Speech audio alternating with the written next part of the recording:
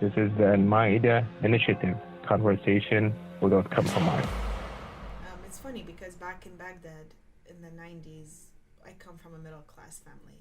My family were really well off, and we had multiple cars, in a big house, and we lived a really comfortable life. But we had to immigrate due to political issues and unrest and some problems that happened at the time. We had to leave for good. And when we left, there was no way for us to figure out what's going to happen to us, where we're going, what is our future like. So that was by itself terrifying for everyone, knowing that you're going to new countries where you don't know what's going to happen to you, and you don't even know how you're going to make a living there. And then you were comfortable back home. You have your house, your job, your cars, your neighbors. Like, this is your comfort zone. And then you're leaving all of that and starting from scratch multiple times, not one.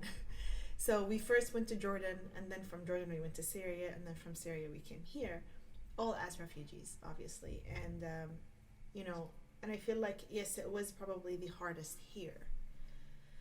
There was the language barrier. There was the cultural barrier. There was the religious barrier. There was all these, the way of life here, it's different than back home. Back home, it's like you're in the street and you say, help, I need help. 10 people jump to help you. It's easier, more acceptable for communities to help each other. Here, it's more individualistic.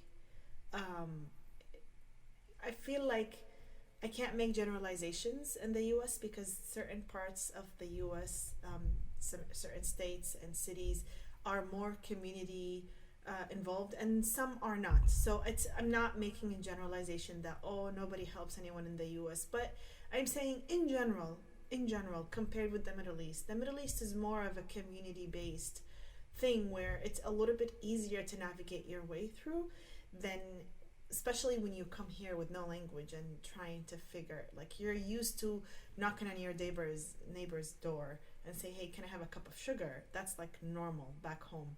I had never done that here in the past 21 years. I would never do it because I think people will think I'm weird, and maybe they won't, but that's the feel, for example. And so there was that, and then there was the struggle of the language barrier, and then getting on with that and finding a job. I've been working since I was 16, and I went to school, high school, and I was working at CVS, I remember. And then after that, when I was in college, I was also working throughout my college. And then fast forward later on, my mom got diagnosed with the most aggressive type of cancer. And that was really hard. That was probably the hardest experience in my life. And that's harder than going through the Gulf War and having missiles fall behind your house. That was harder than that, in my opinion.